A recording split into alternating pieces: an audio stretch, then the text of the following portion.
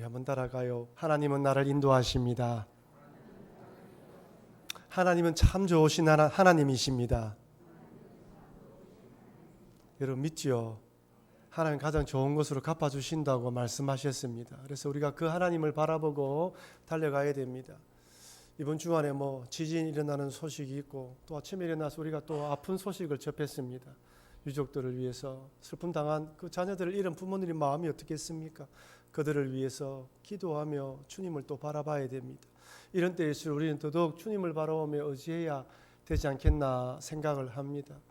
올해뿐만 아니라 내년에도 힘든 시기가 될 것이다. 세상은 자꾸 이야기를 합니다. 좋은 소식, 즐거운 소식보다 우리를 불안하게 만들고 염려 걱정하게 만들고 두려움에 떨게 하는 소식들이 더 많습니다.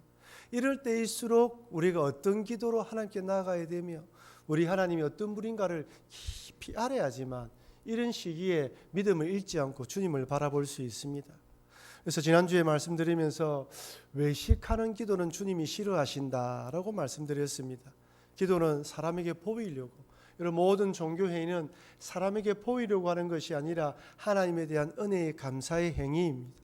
기도는 하나님과 교제며 하나님을 바라보는 것입니다. 그래서 은밀한 곳에 기도하라, 하나님 앞에서 기도하라는 말씀을 전해주었습니다.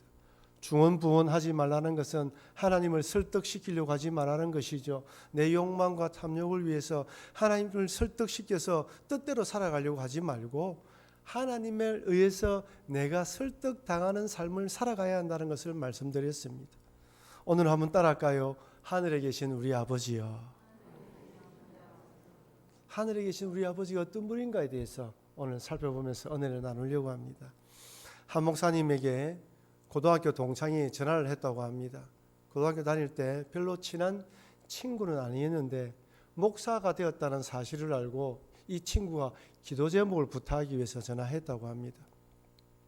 이 친구는 공군 대령으로 근무하고 있는데 조금 있으면 장군 승진 심사가 있다고 합니다. 그래서 목사인 친구에게 얼마 있지 않으면 이 장군 승진이 있는데 꼭 장군이 되게 해달라고 기도 부탁을 한 것이죠. 그래서 이 목사님이 너는 교회를 다니냐 하고 물으니까 그 친구 하는 말이 자기는 열심히 절에서 빈다고 합니다. 나는 절에서 빌 테니까 너는 교회 목사니까 교회에서 기도해 달라는 것이죠. 아마 자기가 생각하기에는 자기가 믿는 부처님만으로는 좀 부족한 것 같습니다. 하나님의 힘을 빌리면 좀 더 능력이 있지 않을까 생각하는 것이죠. 사실 세상 사람들은 다 신교를 믿습니다. 이 신도 믿고 저 신도 믿고 온갖 신을 섬기면 더 복이 있다고 생각하는 것이죠. 그래서 인도나 일본에서 전도하면 쉽게 예수를 믿는다고 한다고 하지 않습니까? 지금 믿고 있는 신에다가 하나 더 플러스 하는 것은 어렵지 않다고 합니다. 여러분, 그러나 우리가 믿는 하나님은 유일하신 하나님입니다.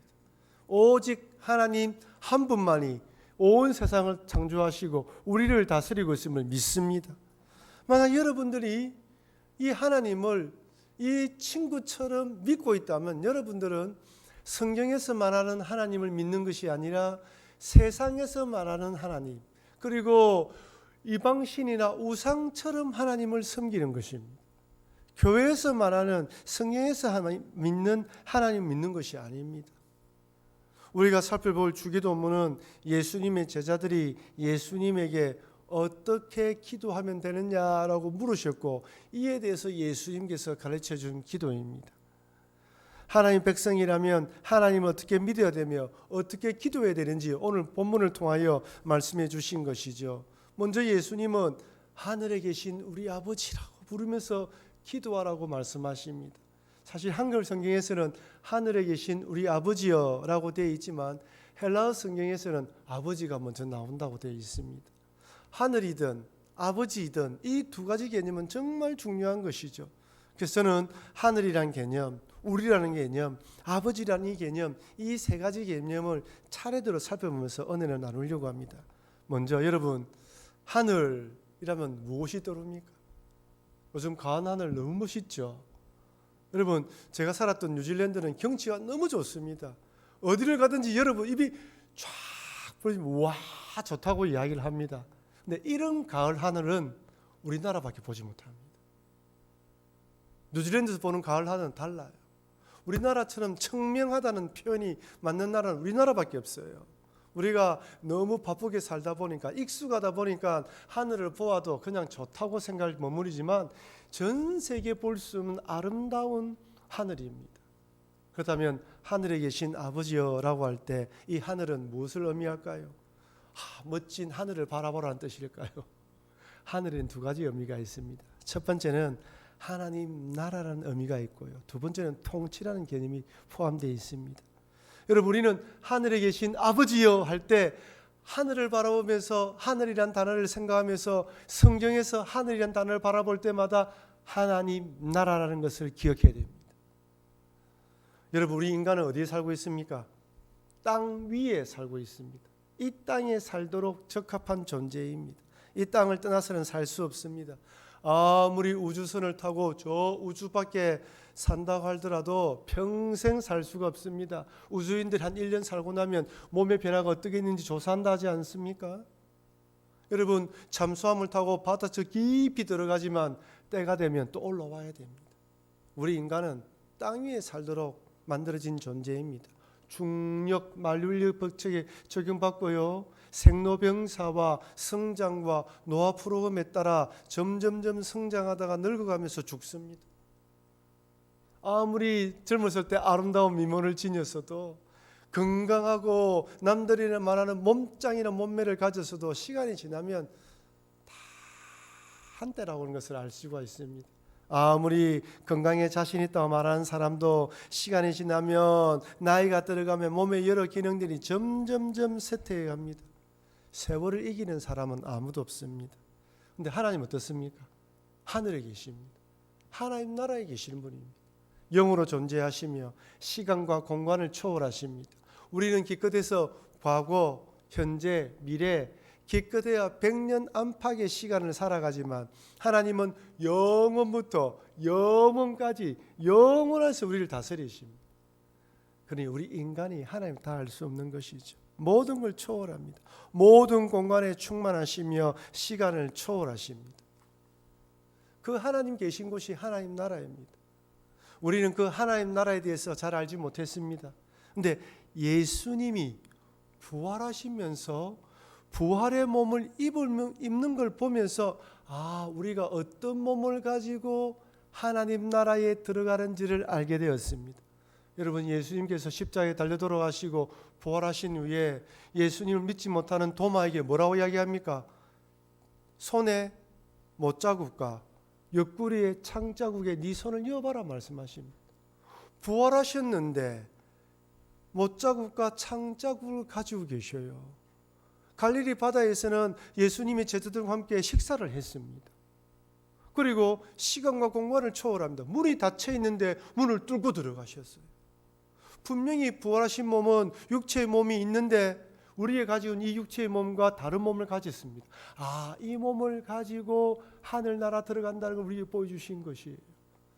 저는 아직도 궁금한 게 있습니다. 그렇다면 예수님은 40일 동안 이 땅에 계시면서 화장실은 가셨을까?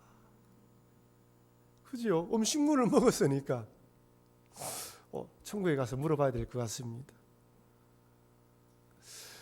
부활의 몸을 가지고 하늘나라 올라가신 예수님을 바라보면서 그 하나님을 바라보라는 것이지요. 그래서 하늘에 계신라고 우리가 하늘에 계신 아버지라고 부르면서 기도할 때 그 하늘을 바라볼 때 하나님 나라가 있고 하나님 나라에 들어간다. 이 땅이 비록 힘들고 어렵고 때로는 병에 걸려서 힘들 때도 있지만 이 몸을 벗게 되면 어디에 간다? 하늘나라 들어간다는 걸 잊지 말라는 것입니다. 그래서 여러분이 주기도문 하면서 하늘에 계신 아버지여 라고 기도할 때 하늘만 떠오르고 성경에서 하늘이란 글자를 바라볼 때마다 하나님 나라가 있고 나는 하나님 나라에 들어가는 믿음의 사람이라는 걸 잊지 말라는 것입니다. 첫째가 하나님 나라에 대한 소망이죠. 둘째는 통치입니다.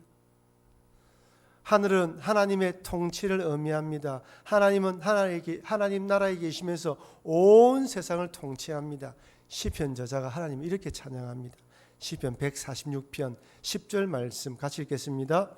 시온아, 여호와는 영원히 다스리시고 내 하나님은 대대로 통치하시리로다.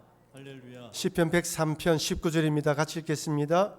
여호와께서 그의 보좌를 하늘에 세우시고 그의 왕권으로 만유를 다스리시로다. 분명히 영원히 다스리고 통치하시고 다스린다고 말합니다. 여러분, 하나님은 온 세상을 다스리시는 하나님이심을 믿으시길 바랍니다. 여러분, 하나님은 하늘에 계시기 때문에, 그리고 인간은 너희 인간이 있으니까 너희끼리 살아가라라고 방관하지 않아요. 나는 하늘의 신이고 너희는 인간이기 때문에 너희끼리 잘 알아 살아라 말씀하지 않습니다. 하나님은 우리 인간들에게 관심이 많습니다. 이 세상에 관심이 많습니다. 비록 하나님처럼 때리는 교만한 마음으로 타락했지만 그럼에도 불구하고 우리 하나님은 우리에게 관심을 가지고 있습니다. 우리에게 관심이 없다면 우리가 타락한 이후로 죄를 짓고 죽어서 끝내는 인생으로 남겨두시면 되지, 독생자를 보내주셔서 우리를 위하여 십자가에 달려 돌아가시기까지 할 필요가 없는 것이죠. 그래서 여러분들은 내 자신을 생각할 때 나는 예수님으로 인해서 구원받은 자라는 것을 굳게 믿어야 되는 것입니다. 우리를 구원해 주셨습니다. 십자가에 달려 돌아가시고 사흘 만에 부활하셨다가 하늘로 승천하신 예수님이 지금 어디에 계십니까? 하나님 우편에서 무엇을 하고 계십니까? 하나님의 뜻에 따라 우리를 다스리고 계십니다. 마지막 날에 심판주로 이 땅에 오시는 것이죠. 여러분, 예수님이 부활하실 때 성경에서 이렇게 말씀합니다. 사도행전 1장 11절 이르되 갈릴리 사람들아 어찌하여 서서 하늘을 쳐다보느냐, 너희 가운데에서 하늘로 올려지신 이 예수는 하늘로 가심을 본 그대로 오시니라 하였느니라. 하늘로 올려주셨다. 이 표현은 하늘나라로 가셨다는 뜻이지만 하늘을 가셔서 지금 또 이 세상을 통치하신다는 것입니다. 여러분, 하나님 보좌에 대해서 요한계시록에서는 우리에게 이렇게 말씀합니다. 요한계시록 4장 2절부터 5절 말씀 우리 같이 한번 읽어보겠습니다. 내가 곧 성령에 감동되었더니 보라, 하늘에 보좌를 베풀었고 그 보좌 위에 앉으신 이가 있는데 앉으신 이의 모양이 백옥과 홍보석 같고 또 무지개가 있어 보좌에 둘렸는데 그 모양이 녹보석 같더라. 또 보좌에 둘려 24 보좌들이 있고 그 보좌들 위에 24 장로들이 흰옷을 입고 머리에 금관을 쓰고 앉았더라. 이 보석은 찬란하고 영광스러운 걸 말하는 것이죠. 보좌에 있는데 24 장로들이 보좌에 둘러 있습니다. 여기 24자는 구약의 신약의 모든 성도들을 의미합니다. 우리 눈에 보이지 않지만 하나님 보좌에서 성도들이 하나님과 함께 동역하며 계시는 모습을 상징하는 것이죠. 그렇다면 예수님은 어디에 계십니까? 사도행전 7장 55절입니다. 우리 같이 한번 읽어보겠습니다. 사도행전 7장 55절 스데반이 성령 충만하여 하늘을 우러러 주목하여 하나님의 영광과 및 예수께서 하나님 우편에 서신 것을 보고, 아멘이죠. 하늘을 우러러 주목하여 하나님의 영광 보좌를 말하는 것이죠. 예수께서 하나님 우편에 서신 것을 보고, 하나님 우편에 서서 예수님 뭐 하십니까? 온 세상을 하나님의 뜻에 따라 다스리고 계시죠. 그리고 마지막 날 심판의 날에 심판주로 이 세상에 오실 것입니다. 그래서 우리가 하늘에 계신 우리 아버지라고 기도할 때 하나님이 계신 하나님의 나라를 소망하고 아울러 지금 또 온 세상을 하나님께서 다스리고 통치하신다는 것을 믿으라는 것이죠. 여러분, 세상은 우리에게 뭐라고 이야기합니까? 눈에 보이는 것만 믿으라고 이야기합니다. 이것이 전부라고 이야기합니다. 하지만 눈에 보이는 것이 전부가 아니라 눈에 보이지 않는 하나님께서 다스리고 있음을 믿으라는 것입니다. 그래서 여러분께서 하늘에 계신 아버지여라고 부를 때 이 하늘에 대한 이 두 가지 의미를 기억하면서 기도하시는 여러분과 제가 되길 바랍니다. 이어서 살펴볼 것은 우리입니다. 여러분, 왜 예수님은 하늘에 계신 나의 아버지여 라고 기도하라 하지 않고 우리 아버지여 라고 했을까요? 이것은 공동체를 강조하기 위해서입니다. 흔히들 기도라고 하면 나의 소원, 나의 바람을 아뢰는 것으로 생각합니다. 여러분, 대부분이 나 중심의 기도를 많이 하지 않습니까? 여러분, 기도할 때 나의 기도를 하고, 제가 물어봐야 되겠네. 여러분, 내 기도를 먼저 하고 중보 기도를 하십니까? 중보 기도하고 내 기도를 하십니까? 중보 기도하고 내 기도 하십니까? 잘하고 계십니다. 내 기도하고 중보 기도해도 나쁜 것은 아닙니다. 순서가 바뀌었든 어쨌든 우리는 나에 대한 기도로 빠지지 않습니다. 여러분, 나의 기도는 꼭 해야 됩니다. 수요일 날 우리 기도회 모이고 난 뒤에 기도회 때 맨 마지막 기도는 나를 위한 기도를 합니다. 왜 그렇습니까? 여러분, 내가 믿음으로 바로 써야지 내 가정을 위해서 기도할 수 있습니다. 내가 믿음으로 바로 써야지 내 자녀를 위해서 기도할 수 있고 내 배우자를 위해서 기도할 수 있고 우리 교회를 위해서 기도할 수 있는 거예요. 내가 넘어지면 기도 못합니다. 그래서 나에 대한 기도가 정말 중요한 거예요. 그래서 우리 하나님도 나의 기도에 대해서 관심이 많으십니다. 그래서 우리는 하나님을 부르면서 나의 아버지라고 부르며 기도해야 됩니다. 우리가 부르는 찬양 가운데 나를 지으신 주님이라는 찬양이 있습니다.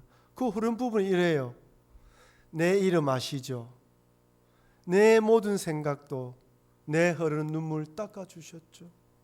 그럼 이 찬양 부를 때 얼마나 감동이 됩니까? 그래, 남들은 몰라줘도 세상은 성과와 학력과 이런 것으로 비교한다 하더라도 하나님은 그냥 그대로 내 이름 아시죠. 내 모든 생각도 아시죠. 때로 너무 힘들어서 흘러내리는 눈물도 아시죠 라고 우리가 찬양할 때 감동이 되지 않아요? 하나님 우리를 아십니다. 나의 아버지이십니다. 그런데 하나님은 나만의 하나님이실 뿐만 아니라 동시에 내 옆에 계신 분의 하나님이십니다. 하나님께서 나를 아들로 삼아주시기 위해서 예수님을 보내주셨다시피 내 옆에 계신 분들을 위해서 또 예수님이 오셨습니다. 그래서 하나님은 나의 하나님일 뿐만 아니라 우리의 하나님이십니다. 우리 옆에 계신 분들에게 이렇게 인사합시다. 우리 하나님은 우리의 하나님이십니다. 우리 하나님이신 거예요. 여러분, 사실 하나님은 제일 처음에는 누구의 아버지였습니까? 예수님의 아버지였습니다. 성부, 성자, 성령 하나님은 동등의 하나님이시지만 예수님이 이 땅에 계실 때 하나님을 아바 아버지라 부르며 기도했습니다. 처음에 예수님에게 아버지는 아바 아버지입니다. 그런데 그 아바 아버지를 예수님께서 우리의 아버지가 되도록 하기 위해서 이 땅에 오셨고 우리를 구원해 주시고 우리에게 아바 아버지라 부르라고 허락하신 거예요. 따지보면 예수님이 맏아들이고 우리는 그의 또한 동생들에 해당한다고 할 수가 있습니다. 그래서 우리는 기도할 때 하나님 아버지를 나의 아버지라 부르며 기도하는 것입니다. 또한 기도할 때 나만을 위해서 기도하는 것이 아니라 우리 지체들을 위해서 기도할 수 있습니다. 우리 지체들의 마음과 아픔과 고통을 안고 하나님 아버지께 간구해야 됩니다. 여러분, 만약 내 기도만 하고 마치게 되면 다른 자들을 위해서 기도하거나 중보 기도하지 않으면 나의 기도가 때로는 이기적으로 흘러갈 수가 있어요. 남들의 아픔과 슬픔과 힘든 점을 알고 기도할 때 때로는 나의 욕심을 내려놓고 내가 더 희생해야 되겠다, 내가 품어야 되겠다 이런 마음이 생기는 거예요. 그렇지 않고 내 기도만 하게 되면 자꾸 가지는 기도, 더 품으려는 기도로 나아갈 수 있다는 것이죠. 아주 오래전 이야기입니다. 1980년, 70년대에 유학을 가기 참 힘들 때 한 목사님께서 영국으로 유학을 갔다고 합니다.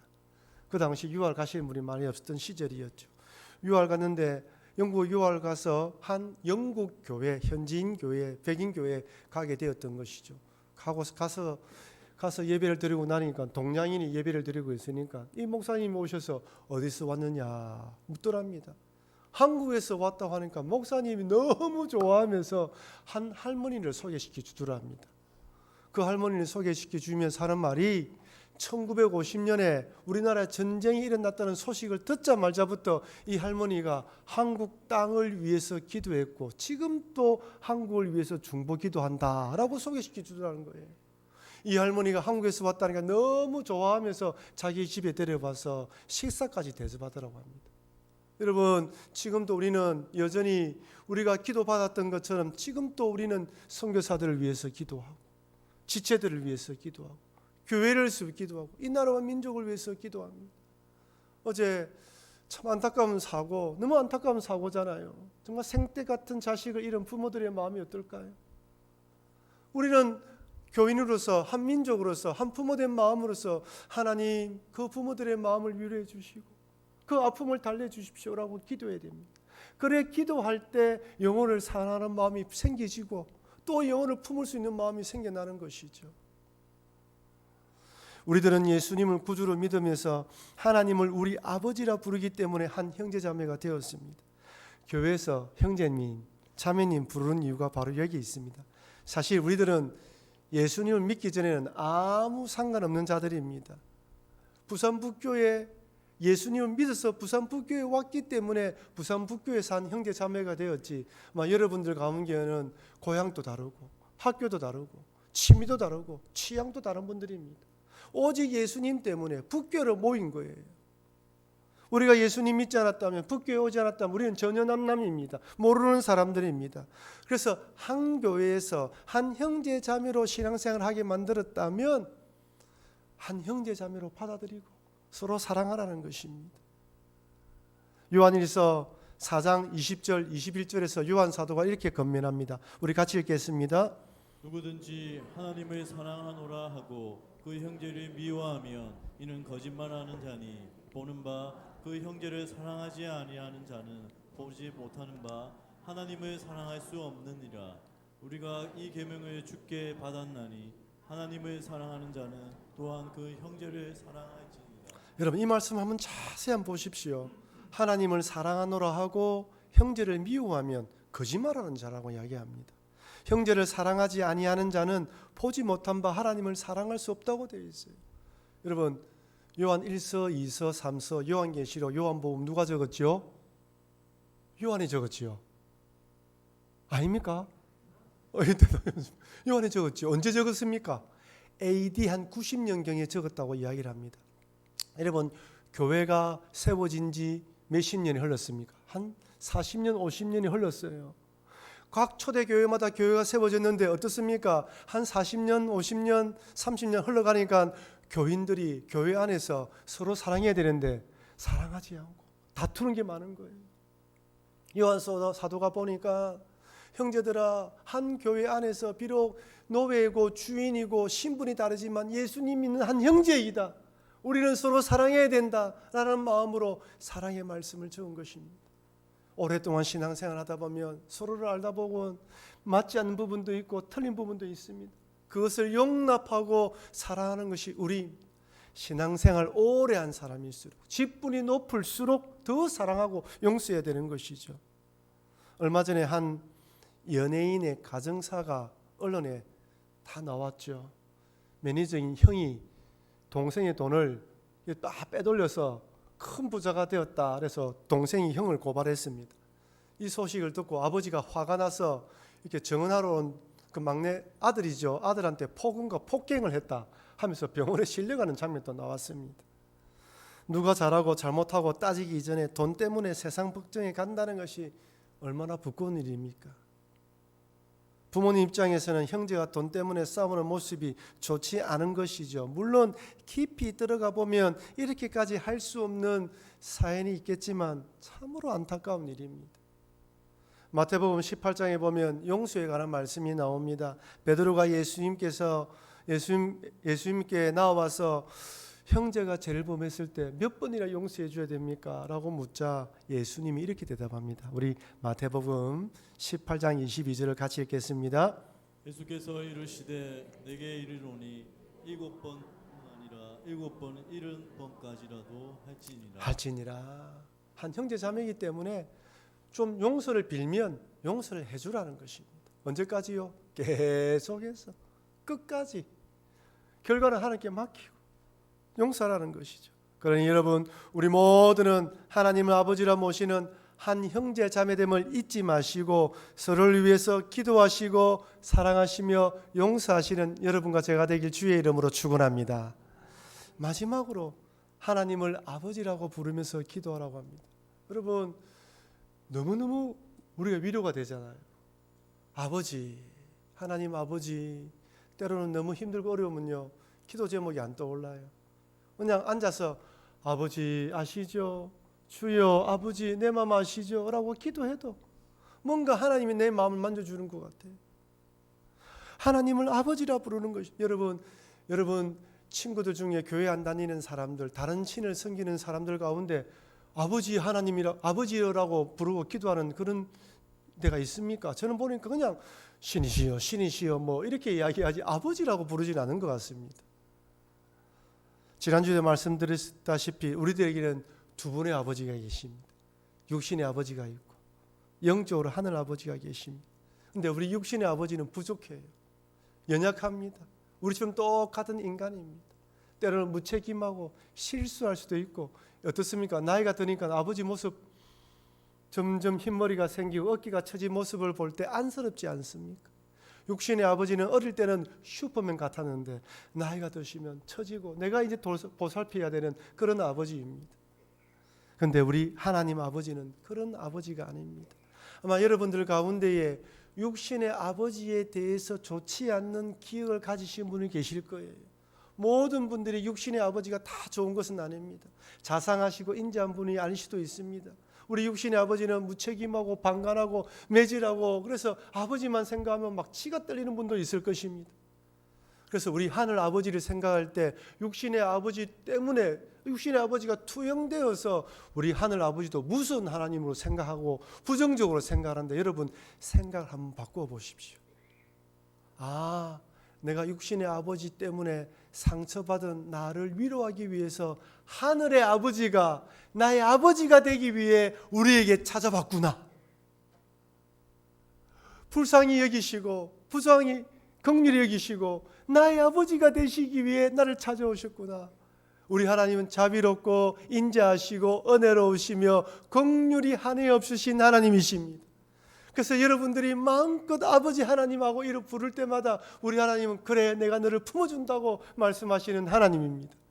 그러니 우리 육신의 아버지가 어떠하든 상관없이 하늘 아버지가 이런 나를 위로하기 위해서 이 땅에 오셨다라고 믿으시길 바랍니다.